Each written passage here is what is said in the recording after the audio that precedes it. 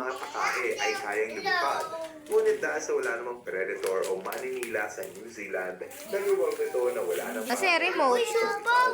Pinasa yung remote. Ito ang pang-anim na dahilan kung bakit may mga ibon na hindi Ilipat ka na sa lumilipad. Encantadia yan. Wala kasing predator sa kanilang lugar. Encantadia na eh. Dito sa New Zealand,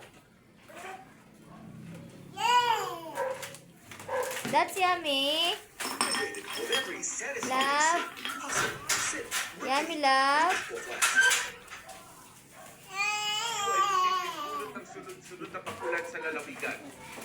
Lamang epekto ng amihan hanggang sa Bicol Region. Oh. Habang shear line o ang pagsalubong ng malamig at malamig na hangin naman ang dahilan ng pagbuo ng thunderstorm clouds. Malapit na mag-Encantadia. Para sa GMA Integrated News, Mark Salazar, nakatutok 24 oras. Chocolate.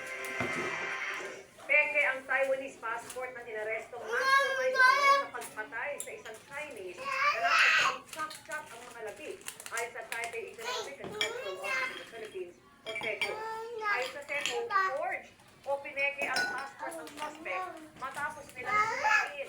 Nang nakausap nilang suspect, wala itong naibigay na valid na Taiwan National Identification Number.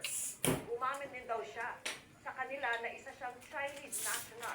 Pag-amin pa ng suspect, nabili niya ang peking Taiwanese passport sa Therapy. isang messaging app. Ayon sa Yummy. TECO, iginagalang ng gobyerno ng Taiwan ang judicial process at patuloy silang makikipag-ugnayan sa kanila. Inaresto Mga kakaibang cancer, magaling na pamato. mastermind Oo. sa pagpatay sa isang Chinese na natagpo ang putol-putol ang katawan at inihalo pa sa kimchi sauce bago isinilid sa drum. Kasi kapag pinalano ka niyan, tatago mo ka.